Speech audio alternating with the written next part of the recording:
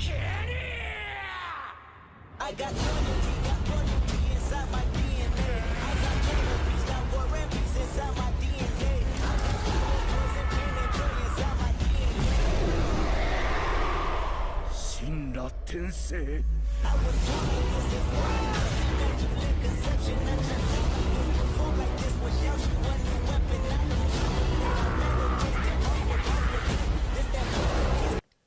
Hey guys, if you haven't already, give the video a like.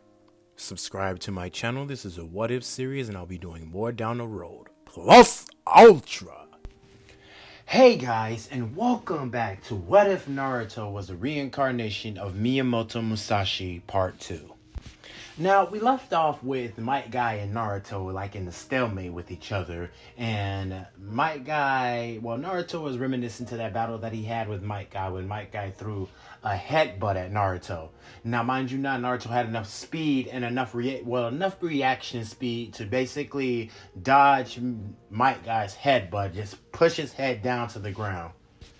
So, with that, Naruto wanted to test something. He just wanted to see where Might Guy is at right now and as if he's been keeping up with his training. So, Naruto drew his sword, and in a flash of speed, his sword would be right at Might Guy's head. And Might Guy's foot will be at Naruto's face. And this is where Might Guy would say, in the instant that you were going for my neck, your head would have been kicked right off. And Naruto would have said, well, the instant my head would have been kicked right off, yours would have been cut clean off. It's good to see that you've gotten stronger, Might Guy. I still don't see why you're still a Guinea. You should be a Chunin or a Jonin. But hey, I don't do the ranking system. I don't know why the old man hasn't promoted you yet. But I do look to see what you got and what you will do with this whole tuning exams. Now, as intensity grows down and some of them everything just relaxes for a moment, Rock Lee is now shaking because he just seen Naruto put Might Guy in a stalemate. What the hell could he have done to him? So we continue on with Team 7 taking the written exam, and Naruto is basically passing each and every question, looking around like using his awareness while watching the movement of a pencil. Naruto is using his eyes and just scanning the classroom, each individual student, each question that he looks at. He mostly looks at Sasuke, Hinata, but he's looking around the classroom just gathering information but keeping it subtle so he doesn't get caught, such as the same way it was in canon when Ibiki explained it. Now, it would come up to the final question and everyone would leave basically just like they did in canon. And this is when Naruto would stand up, not doing the thing that he did in canon, but more so saying, I want to challenge the world's strongest swordsman. I want to become the strongest swordsman. I want to become something I don't know how to grasp it yet. And Ibiki would be like, what do you mean? That whole 10th question thing, that is just a ruse, right? It's a ruse? Well, the 10th question is basically a ploy. I guess you, of all people, like to mind trick people. Well, like to mind trick your opponents, right?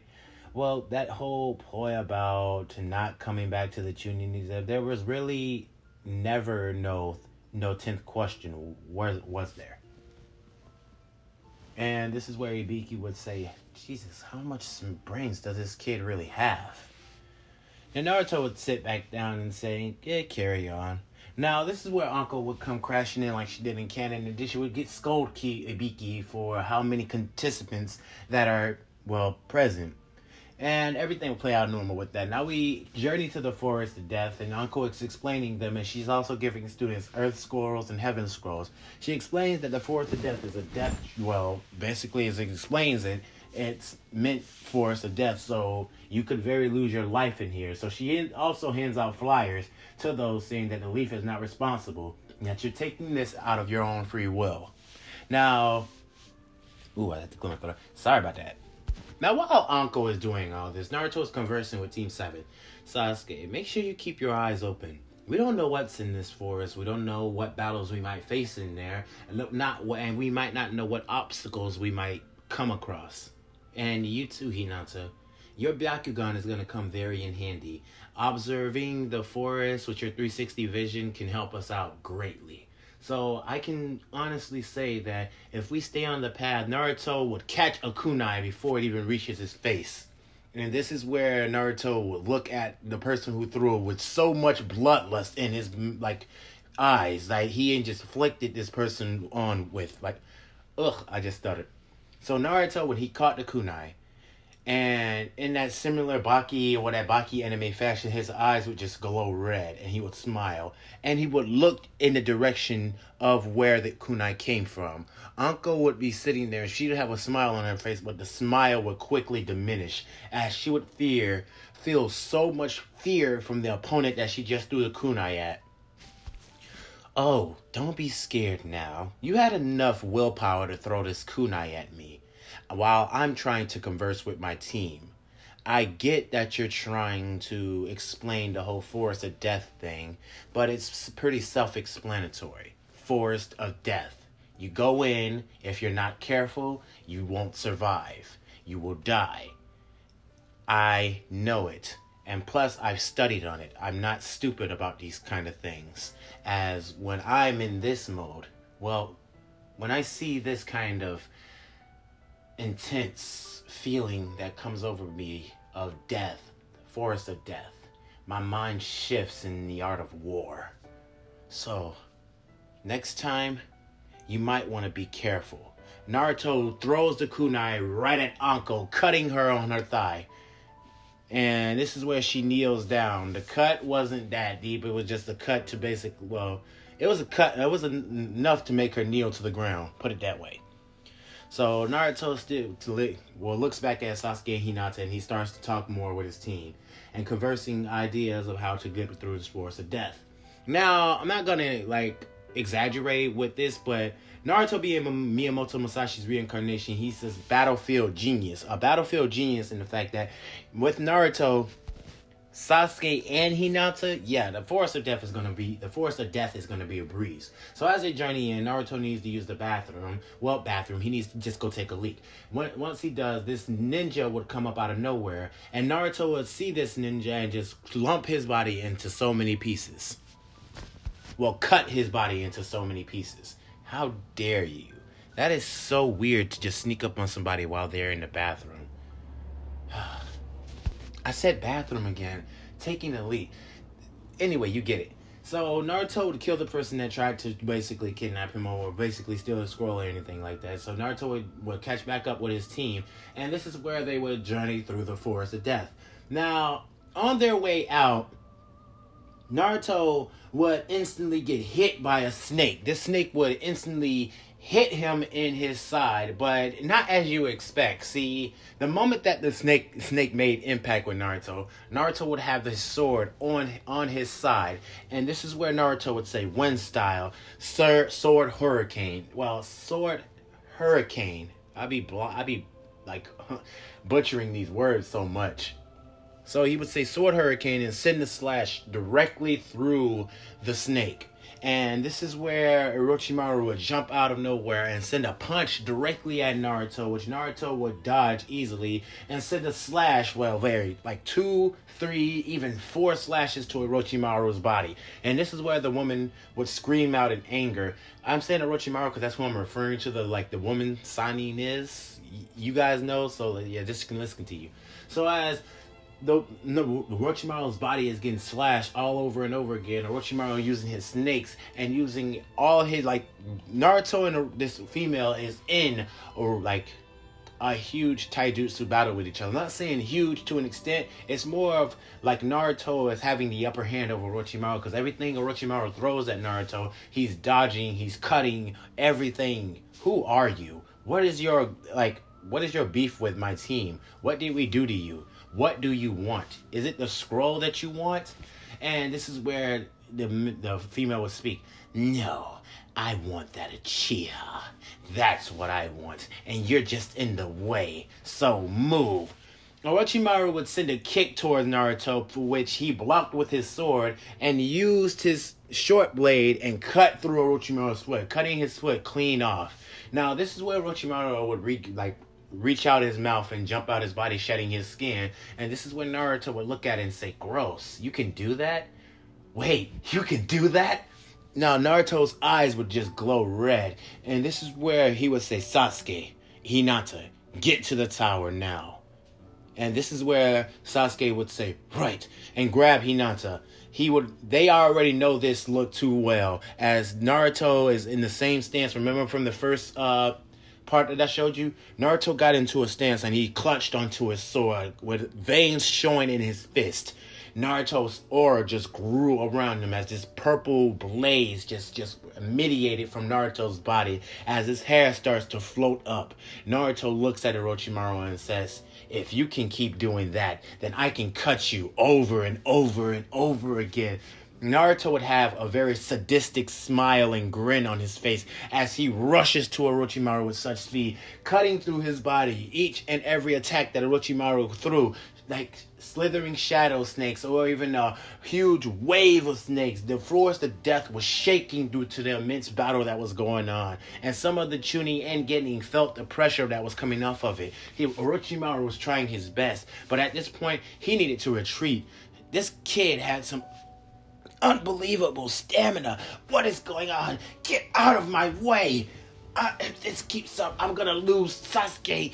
And he's trying to slither around Naruto, but Naruto, being the battlefield genius that he is, countered Orochimaru's every attempt to get around him, to try to maneuver around him, to try to jutsu or illusion himself around him. Naruto was right there. Naruto was right in Orochimaru's face. "I'm not gonna let you get past me. You're a prize. Why would I ever let you get past me?" Naruto had two swords in his hand right now. And then he says, as his eyes glow red, and he looks at Orochimaru. Now, if you think you're mistaken, don't take this as when I'm saying Naruto's eyes glow red. It's more of in the Baki fashion. Naruto is not using the Nine Tails power. He's using more of his own power. Now, this is where the part gets interesting though. When Naruto's eyes glow red, this purple aura, it starts to glow all over his body, but then that aura mixes with this orange reddish chakra, and this is where his eyes would have slits in them. Now Naruto's eyes are red, but imagine them red with no pupils or nothing like that, but just with one slit in those eyes. And Naruto looks at Orochimaru and says, "This is something I've been perfecting. Now I have some of this Nine Tails chakra. It seems that the beast likes my nature when I gets like this. It seems like he gets excited about battle just as much as I do. That's why he's helping me out. I don't even think you could stop me, Orochimaru." Now Orochimaru is trying his best to run away, and he's preparing for the attack. So Orochimaru says, "Brushuman," and Naruto says, "Two swords as one. Lightning style, divine slash," as he swings his sword down. Well, he swings both of his swords down, and his huge lightning slash just slashes through each and every one of the Brushuman. Now, Naruto is looking at the damage that he's caused. I mean, the Forest of Death wasn't damaged that bad, but it was a lot of damage that cleared a huge area in the Forest of Death. Now, Naruto's looking around and he's trying to scan the field for Orochimaru, and he just kicks a boulder, shattering it. And then he screams out saying, "Damn!" He got away. Damn that snake. But that was fun though. It was like I could just cut him all over and over again. I wonder what he was doing. It was like he was jumping out of his body all over again, but he couldn't do it no more. I wonder why. I mean, he's severely weakened. I hope I weakened him. Naruto shrugs his shoulders and then sprints, body flickers away. Now this is where Orochimaru will be leaning next to a tree, and he will be breathing heavily. Now, but Orochimaru is badly injured from this fight. Yeah, he can do that whole readjusting himself, jumping out of the mouth here and there and everything, but it's only so many times that a person can do that single ability. Well, because it runs off chakra. If it doesn't run off chakra, let me know in the comments below. But I believe that runs off chakra, seeming as if because he couldn't keep doing that shit against Naruto. He did it once, but I'm kind of stretching it. I think he did it once or twice in the anime. I'm kind of stretching it. I don't. Anyway, I'm going off too far. Let's just get back to the story. So as Naruto body flickers away and he ends up running and catching up with his team, and they make it to the tower. Now they're the third team to get. Well, Naruto with Hinata and Sasuke getting there, they made it to like the second team getting there. Anyway, so now that the team's waiting for everyone to arrive, this is where Hiruzen would give his whole speech like he did in canon, and this is where the Chunin exam finals, the preliminaries, would start. Now, Sasuke would body Yoroi, and it wouldn't be a funny battle. I mean, Sasuke would dummy him up heavily. He wouldn't get that much, info from Rock Lee or Might Guy since they didn't have their whole sparring match.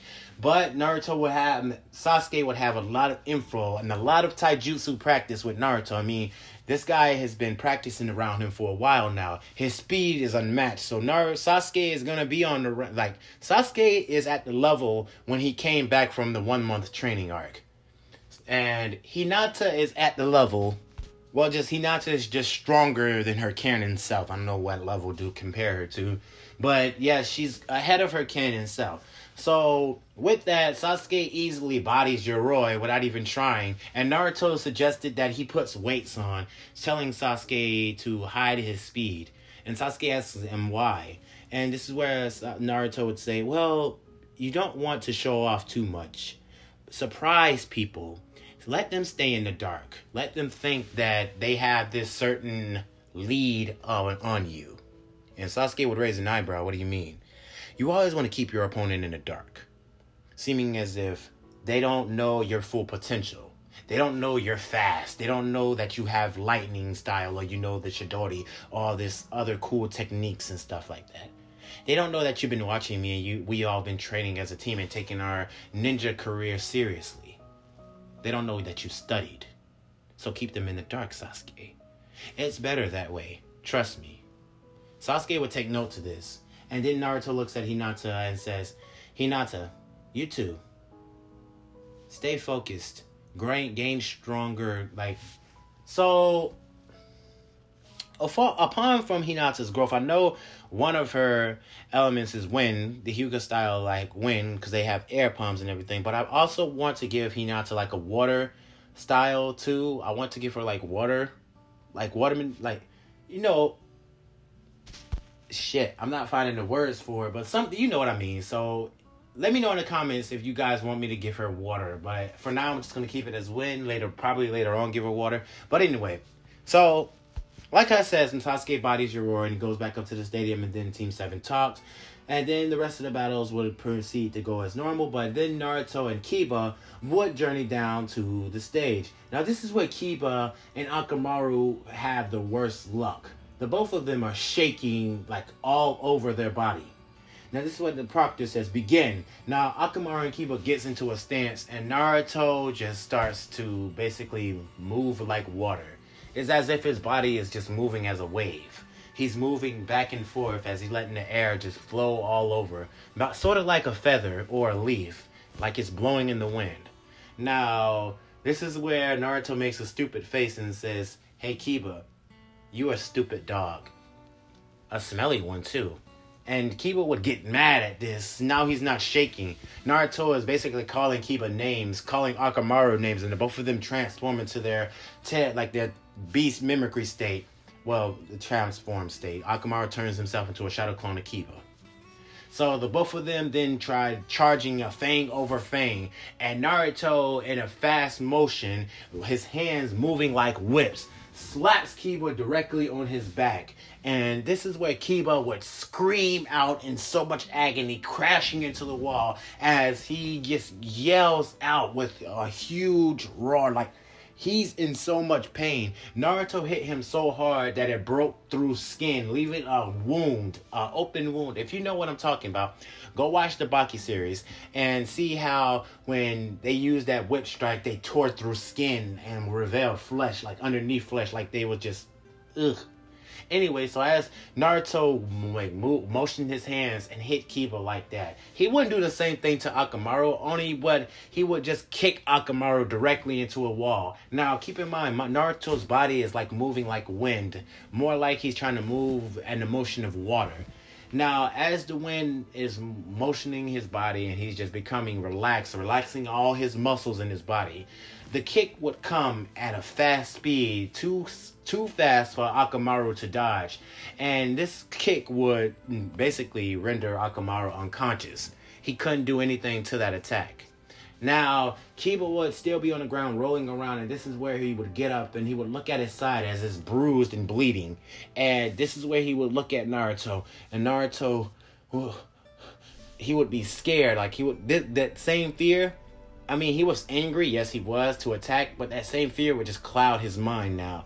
He sees Naruto, and it's not a pretty sight. He just sees this demon, this big purple black fox just hovering over Naruto, just hovering behind Naruto. I'm not going to reveal, like, the Nine-Tailed Fox is orange, but it's just like Naruto's aura is projecting the fox to be more scarier than it already is. So Kiba seeing this, and he just instantly, his eyes just roll to the back of his head and he faints.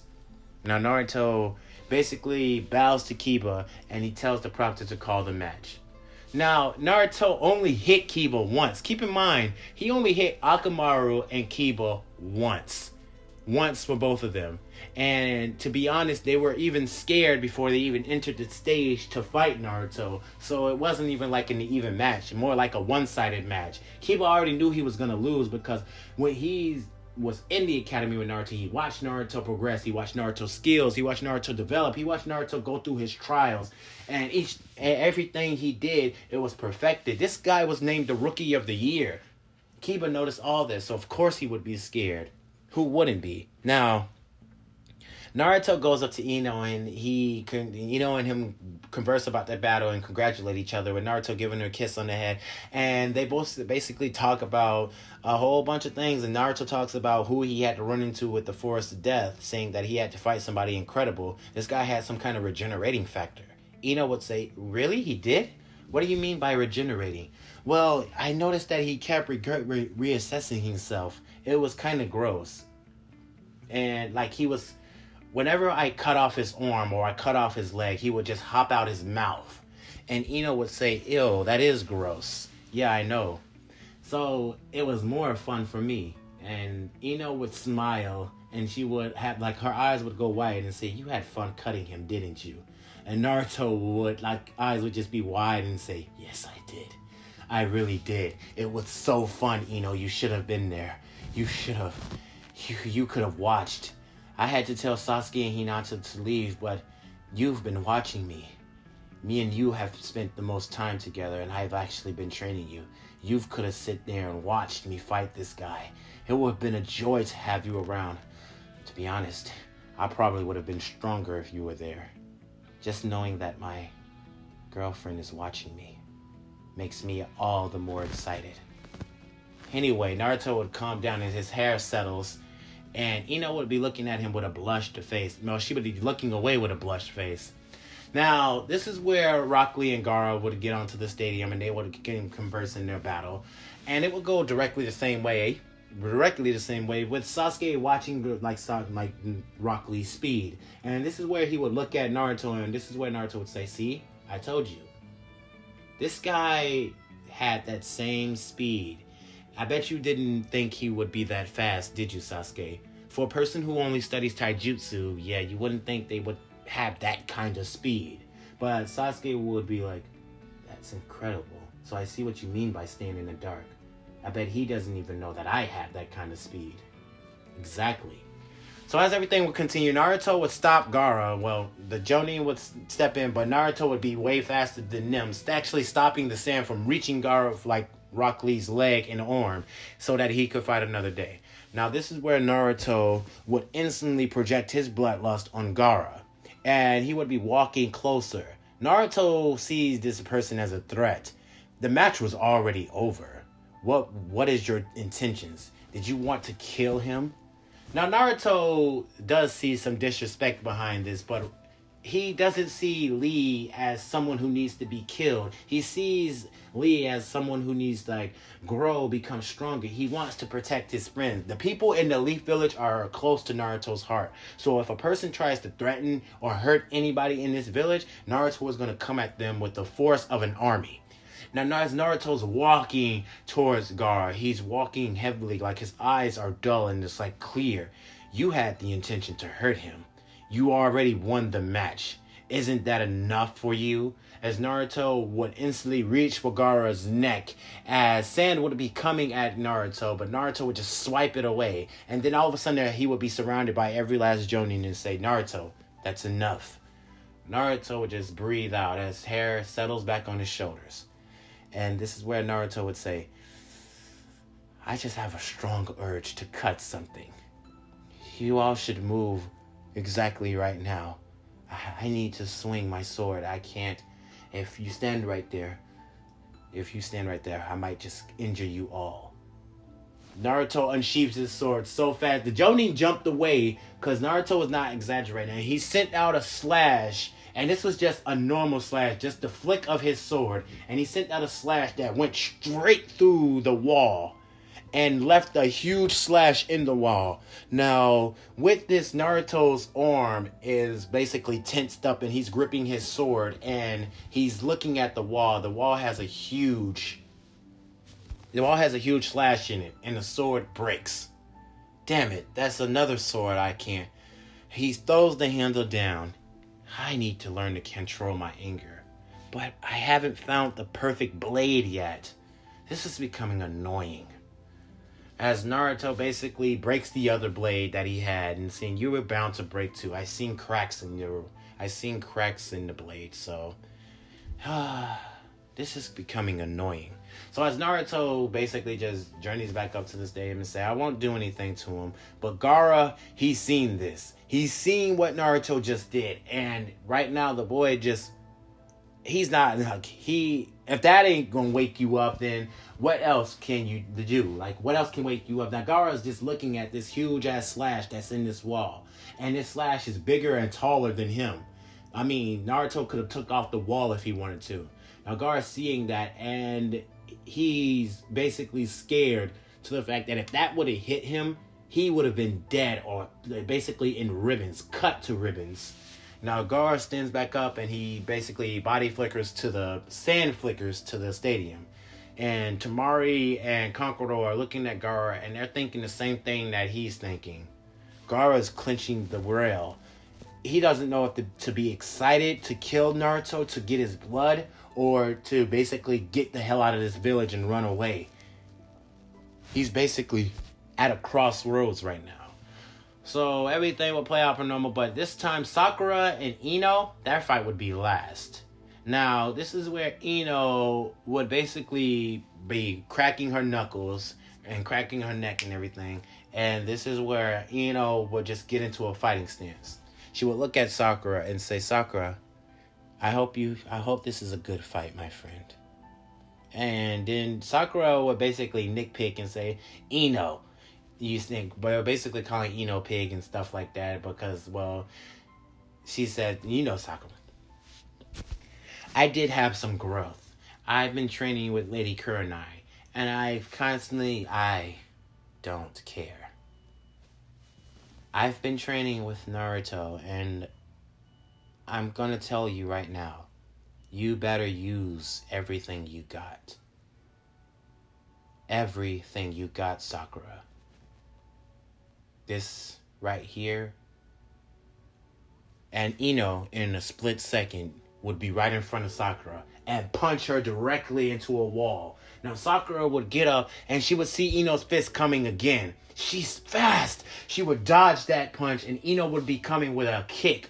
And then Sakura would weave under her kick bust and Ino would grab Sakura right by her hair and send a punch directly towards Sakura's back, which in turn would send so much pain throughout Sakura's body that she would go tumbling against the ground. Now, Sakura would stumble up and she would spit out blood. Now, Ino would just be basically in a fighting stance, and she would tell Sakura, get serious. You better start getting serious, because if you don't, it's gonna get way worse. Now, Ino is basically zipping all over the field, and Sakura's trying to keep her eyes on her. And both of them just get into this fist battle, but Ino's having the upper hand. Left hook, uppercut, right hook. And Sakura is basically trying to dodge all these hits, and Ino comes in with a high head kick. Boom! Hits Sakura across the head, and Sakura blocks the other one but is dazed. And Ino grabs her by the face and slams her into the ground. Now, this is where Ino is telling Sakura that if you don't get serious, I'm going to destroy you in this fight. Ino throws Sakura into a wall hard, creating a crater. And this is where Sakura falls out of the crater, coughing up spit and blood. Now, this is where Naruto is gripping the rail, and he's getting excited by the battle. And he says, yeah, she's been training really hard, haven't you? That training, that taijutsu training that I've shown you, and that you've been putting yourself through, you have been watching me, haven't you? Naruto's body would start to shake as he's getting excited watching the battle go on and on. And even Hinata, Sasuke, everybody in the stadium is at awe with Ino's skill. They see, looking at her and looking at how strong she is. In that short brief of time, how can someone grow that much? And then this is where Asuma would look at Naruto and he would say that boy had something to do with her growth. Those two are always spending time together, and I noticed that the people told me that she would often watch Naruto. She was one of the only ones that did. Damn, how strong are you, Ino? Is this even your full capacity? Now, as Ino is basically toying with Sakura all over the field, Sakura uses her genjutsu. Now, she's been working with Kurenai using genjutsu, and this is where Ino would just be in a black field surrounded by Zenbon. Well, not Zenbon, surrounded by, Zenbon and flower petals, as each and every one of these Zenbon will be flying towards Ino as she punches, kicks, weaves, dodge, but most of them would hit her body and everything. And Ino is basically saying, she's breathing. Just breathe. This isn't real. Breathe. I know how to break this. Ino basically reaches, tries to break mental will and grabs her her index finger and snaps it, breaking through the genjutsu, focusing on the pain. Now, this is where Sakura would be dumbstruck by this, saying, how? And Ino would say, you think I wouldn't sacrifice a finger just to get out of that stupid genjutsu? Ino would close her eyes and say, now I'm finna show you something, Sakura. Something that you should take interest in. Something that you should train in. The Kunoichi should be strong and should remain strong to protect their comrades. You can't just rely on genjutsu. What if your genjutsu fails against you, or the person has enough willpower to break through it? And I've seen it done before. I've seen people with enough willpower break through shit. The problem is, but with Naruto is easily going to teach Ino a way to break through genjutsu. And more so a way of not just injuring her body and such. So as Ino basically charges at Sakura, Sakura is basically dodging most of her attacks, but Ino is starting to get faster. And then she gets into a stance and unleashes on a heavy assault combo, from 2 right hooks to an uppercut to a left kick to a side kick. Basically, throwing each and every attack at Sakura. It's basically looking like a flurry of attacks, kicks, punches, headbutts, knees. Everything is getting thrown at Sakura, and the only thing this girl can do is block. She's blocking all the hits, and Ino is just screaming out, ah! And then she's just all of a sudden, this purplish blue energy starts to radiate over her fist, and then Ino punches Sakura directly in the stomach, sending the pink-haired girl through a wall. And that is where the proctor would call the match to even see if Sakura is alright. Ino would be standing there, and then she would sit down on the ground. And this is where Sakura would just climb out of the rubble, and the proctor would say, Are you alright? I called why did you call the match? I'm not down yet. The proctor would be backed by this, but Sakura would stand up and she would breathe out and she would say, you haven't knocked me out yet, Ino. Sakura would be bleeding, well, be badly bruised, badly damaged and stuff, but she's still standing and say, see, you do have a lot of fighting spirit in your body. That's why you need to put it more towards taijutsu training. It's good to learn other things that more suit your trait, more suit your character, such as genjutsu. Learning stronger genjutsu that the caster can't escape sometimes can be very beneficial. But learning to fight, learning to throw hands, learning to basically combat with someone is an effective way too. You should also work on taijutsu. Try to become stronger in taijutsu, because I looked forward to fighting you again, Sakura. Or should I say big forehead girl. And this is where Sakura would have a vein in her head, and she would run at Ino with speed.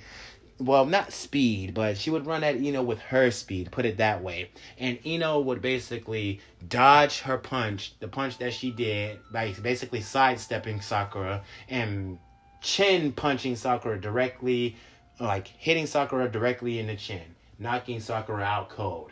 That's when the proctor called the match. Ino has won. Anyway, so as we begin, we get to the final battle of the preliminaries, and we now get to the 1 month training arc. Now, Ino and Naruto would be training together. Sasuke and Hinata would be training with Kakashi, since Kakashi wants to work on Sasuke and Hinata's dojutsu. Now, Ino and Naruto would basically train with Jiraiya. They would run into Jiraiya, and that whole thing would go the same way as it did. They would see Jiraiya peeping in on girls, and this is where Ino would get mad, and she would send a kick towards Jiraiya, which Jiraiya blocked by poofing away and say, this girl tried to kick me. And she would have a vein in her head and saying, why are you spying on women? And Naruto would look at Jiraiya, and Jiraiya would look at Naruto and say, so you two are the one that's going to train with me. Well, I know about him, but who are you? And she would say, I'm his girlfriend. And Naruto would say, yep, that's right. Wait, you have a... That's not the point. Anyway, so they both would start to train with each other, and they would have that whole 1 month to train. Now, the progress that Naruto would develop is basically beyond prodigy levels. I mean, he mastered the summoning jutsu with ease, staying on, what's his name? Chief Toad, that's his name. He was staying on Chief Toad's head for like a while. So anyway, so Naruto would still have like three more weeks and some change to train. Like 3 more weeks and some change to train. Jesus, the words. And him and Ino would be learning jutsus, and this is where Jiraiya would start teaching them the Rasengan. And Naruto would get it down packed, but he'll also try to teach Ino how to do it, and try to get Ino to do like the Rasengan too. I mean, she's getting there, like, step by step, and it's taking her a while, but she's getting there. It's closely but surely. So, at the end of the 1 month's training is when Ino had the Rasengan. I mean, she hasn't mastered it, but she has completed the Rasengan training and can create a Rasengan in her hand. And that's impressive, seeming as if she went through some hardcore training, and Naruto put her through some vigorous training. After seeing what she did in the tournament, Naruto and Ino and Jiraiya were training heavily. Now, Naruto was focusing on some ninjutsu techniques too, but he was also focusing on swordplay, but he also... he already has mastered his sword potential. And the only way he can get stronger in his sword potential is to fight more sword users. So Naruto's sword skills right now is like High Jonin Low Kage. So that's Naruto's sword skills right now. But Naruto's sword skills can be higher than that. Now, apart from doing the slash, Naruto knows that some skills can be to a level, like to an extent higher than his Kage, basically at the level that it already is, due to his anger. See, when Naruto gets angry, his power grows, sort of like a Brawly effect, if you know what I mean, but not to that extent. Not saying that he has some insane power. He's already OP, I'm just saying. But Naruto knows with his anger that he gets stronger, so that when he sent out that slash, it was due to how angry he was, and to feel the need to cut. If you guys needed explaining from that, if you was going to say in the comments that he's way stronger than a Kage. Yes. Anyway, so I basically just cleared that up for you.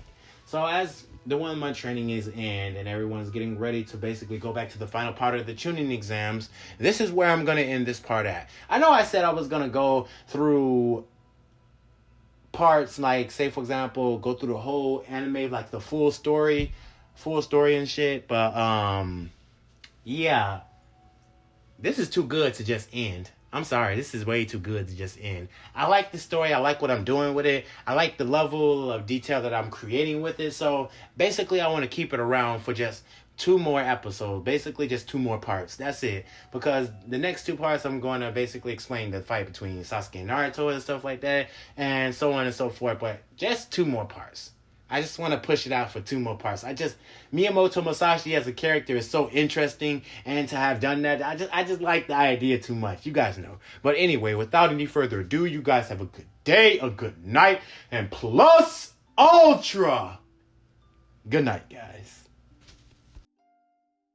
君の虜に